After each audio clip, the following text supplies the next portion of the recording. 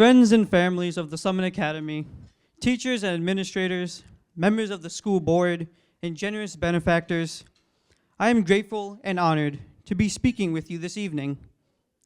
My name is Shawn Amato, and I am in the midst of my fourth and, hopefully, final year in the Summit's upper school.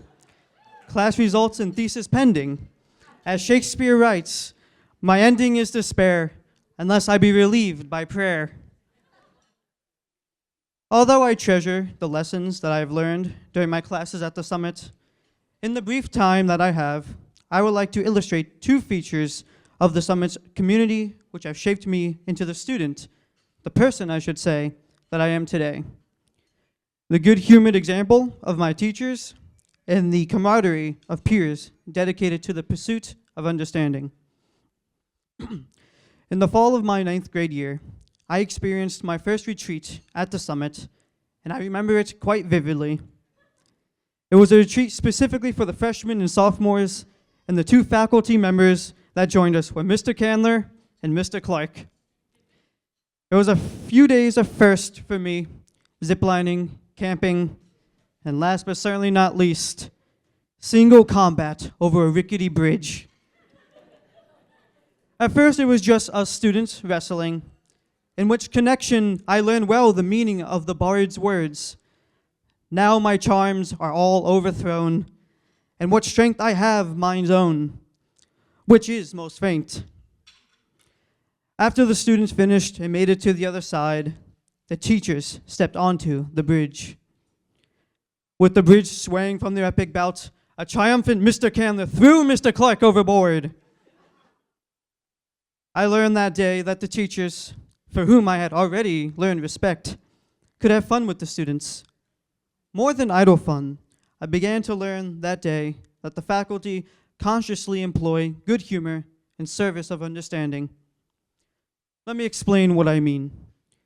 We all know the extreme stereotypes, the humorless, morose teacher whose tyranny strips students of joy. We also know the teacher who's so silly and chummy with students that they can't take him seriously when it counts. Between these two, the Summit's teachers steer a virtuous via media, or middle way, between boorishness on the one hand and buffoonery on the other. They teach by example that the good life, the life of the mind, can and should be lived with a heavy dose of mirth. Aristotle describes this in his Ethics as eutrapelia, wit, good humor, or, cheers to Mr. Stanley, winsomeness in speech. The teachers at the Summit practice this virtue and strive to embody it.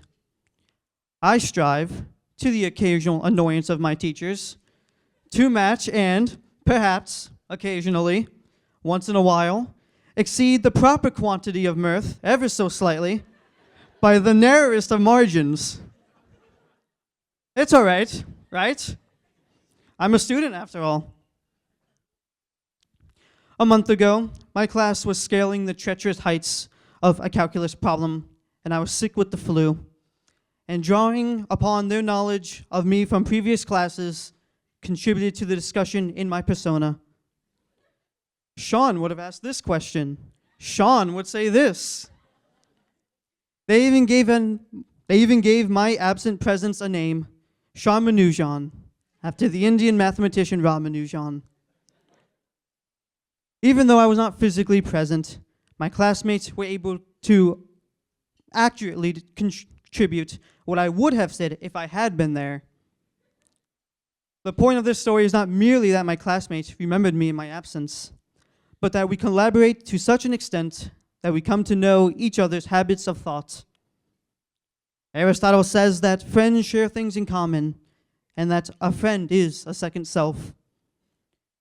In the collaborative environment of the Summit Math classroom, I have evidently shared enough of myself that I continue to be present to my classmates even when I'm not there. In brief, I've established real friendships. The upshot of each story is that lifelong learning, as modeled by the Summit's faculty, is a great joy which begins in the learner and radiates to others. The deep collaborative connection with my classmates at the summit is an image of true friendship. It has been an honor to be part of this school, not only because of the education I have received, but because of the way that its community has profoundly shaped me. If you indulge me one moment longer, I would like to give Shakespeare the last word. You great benefactors, sprinkle our society with thankfulness. For your own gifts, make yourselves praised. Thank you for your time.